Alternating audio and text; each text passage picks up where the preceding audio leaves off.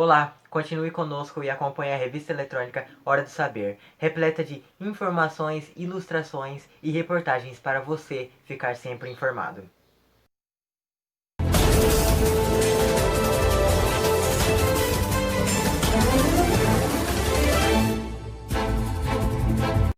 Começaremos com um quadro muito aclamado em nossa revista, chamado Por Trás da Literatura, Sua História. Começaremos com a repórter Stephanie Rezende, que irá falar sobre a crise renascentista, o surgimento de um novo período. Logo em seguida, eu preparei uma reportagem sobre o arcadismo, que se denomina arcadismo e a reforma para novos hábitos.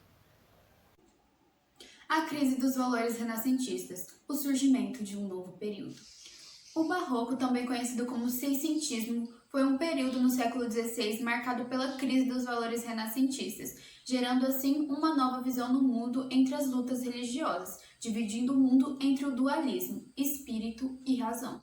O movimento foi uma tendência que se desenvolveu primeiramente nas artes plásticas e, posteriormente, se manifestou na literatura, no teatro e na música. O barroco na literatura surgiu e foi se incorporando juntamente com o exagero, a metáfora, a antítese, o paradoxo, a religiosidade e os traços de cultura clássica em suas produções, tornando-se assim sinônimo de extravagância.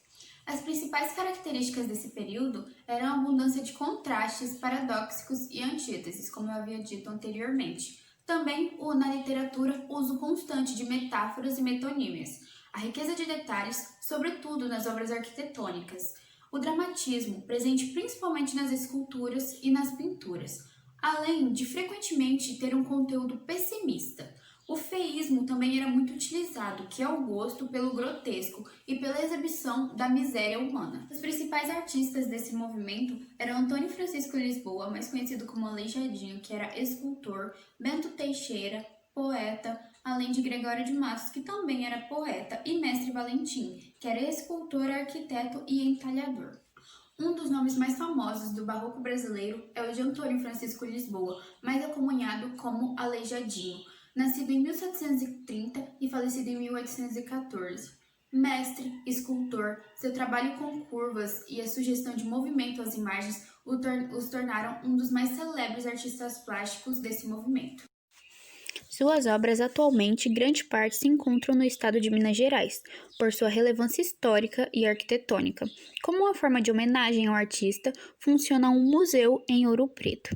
Algumas de suas obras principais foram Nossa Senhora das Dores, que foi feita em 1792, feita de madeira, um cedro policromado. A Última Ceia, 1796, também feita de madeira policromada. Profeta Jeremias. Entre os anos de 1800 e 1805, sexagenário e bastante enfermo, o artista realista o conjunto de esculturas monumentais que de fato marcaria suas obras. Seu último projeto, Os 12 Profetas em Pedra-Sabão, de tamanho quase natural, feitos para o adro dianteiro do Santuário do Senhor Bom Jesus de Matozinhos, em Congonhas, Minas Gerais. São um dos exemplos mais contundentes do desenvolvimento do barroco no Brasil, e talvez sua grande manifestação. Arcadismo e a reforma para novos hábitos. Bom, o arcadismo, setecentismo ou neoclassicismo, como também era conhecido, é um movimento literário originário da Europa do século XVIII, mais especificamente entre 1756 e 1825, que tinha como objetivo aclamar a natureza e tudo que diz respeito à mesma. Caracterizado pelo vocabulário simples, sendo contrário ao rebuscamento do barroco, o neoclassicismo é uma linguagem clássica, que vai contra os princípios do período literário anterior. O mesmo forma ideias claras e um equilíbrio clássico que contrariam a rebeldia e a dúvida manifestada pelos escritores barrocos. Aborda temas básicos e vistos diariamente no dia a dia do homem, como amor, solidão, ódio, casamento. O mesmo ele é repleto de características protestantes e reformistas, lutando para mudar os hábitos, artes, ensino e o modo de viver da época. Não se pode esquecer de mencionar que, enquanto os textos barrocos sofrem influência espanhola, os textos do arcadismo sofrem influência francesa, em razão dos acontecimentos provocados pela burguesia que agitaram a Europa. Outras características a serem abrangidas são valorização da vida no campo, crítica à vida urbana, objetividade, idealização da mulher amada, cortar o inútil, lugar ameno, convencionalismo amoroso, uso de pseudônimos, que é trocar o nome real de uma pessoa por um nome fictício, mediocridade áurea e o pastoralismo. Em nosso país, o arcadismo teve início em 1768, com obras poéticas, de Cláudio Manuel da Costa. Segue um poema do mesmo para melhor compreendimento do tema. Ninfa cruel, que derramando agora, vens o líquido orvalho cristalino. Não confundas o pranto matutino com as lágrimas gentis que nisso chora. Não despertes, repousa, ó bela aurora, que no berço em que te alegra te imagino, te acompanha outro amante peregrino, que a aurora mais feliz em ver te adora. Ela, porque seus raios vê diante, o rosto banha em fúnebre lamento, sendo força deixar afável amante. Que direi desse ingrato movimento, senão que foi vingança, ó ninfa errante, da inveja que te deu seu luzimento. O arcadismo teve o seu fim em 1836, dando início a uma nova era, o romantismo. Após essa demonstração de informação sobre a literatura, papo filosófico é o próximo tópico a ser abordado. Com a nossa repórter Thaís Batista, ela irá falar sobre a filosofia por trás da dança. Como a dança pode estar relacionada com a filosofia? A dança pode ser usada como um instrumento para ensinar a filosofia não apenas a graciosidade, a beleza das linhas e a leveza dos movimentos, mas propõe que se destaque a liberdade que possibilita ao homem se expor por seus movimentos e encontrar a autossuficiência do próprio corpo. Vamos falar um pouco sobre as reflexões da dança a partir das metáforas de Zaraustra. A noção de dança nos escritos de Nietzsche, a importância que o filósofo conferiu à dança nessa obra, identificando o homem de espírito livre como aquele que dança.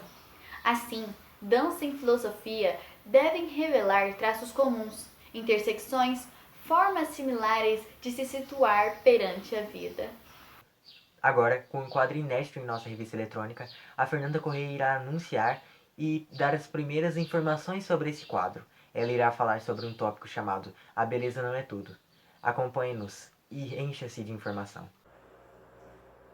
Boa tarde! Logo a seguir vamos ver o quadro chamado Redes Sociais versus Vida Real. Fala um pouco sobre as pessoas que se mostram nas redes sociais e as pessoas como são na vida real. Temos uma palestra sobre a modelo Cameron Rose. Ela fala um pouco sobre a sua vida de modelo há 10 anos de profissão. Logo em seguida vamos falar sobre o poder de beleza. Nesse vídeo que estará passando agora na tela, é a modelo Cameron Rose com a coleção de Victoria's Secrets no Roman Walk.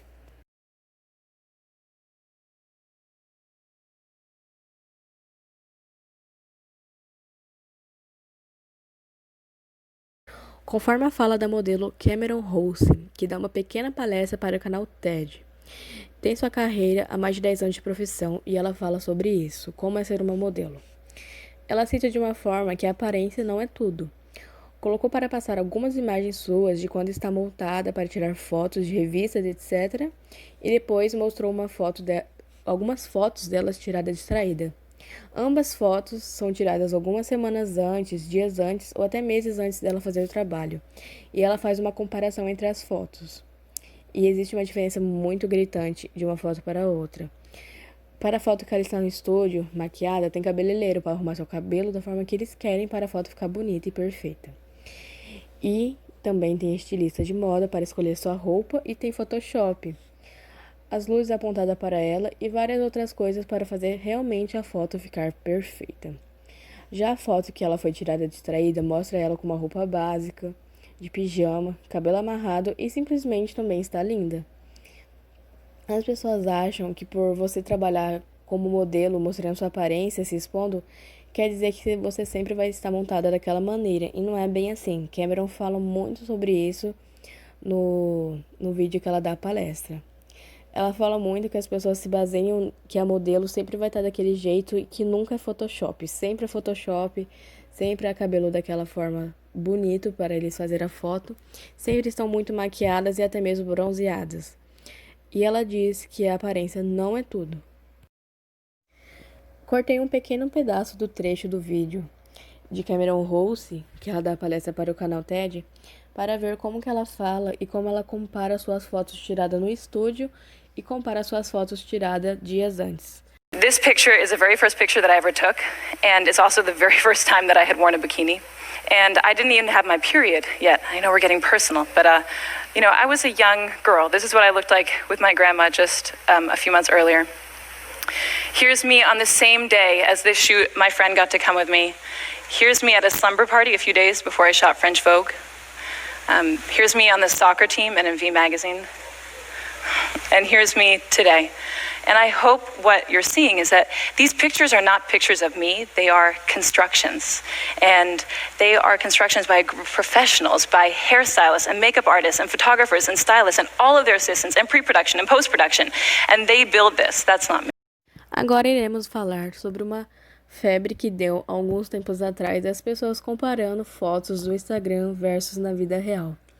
Pessoas estavam comparando fotos tiradas com um ângulo melhor, murchando a barriga, às vezes empinando a bunda, e depois mostram como é isso na vida real, como é isso sem se forçar, na verdade.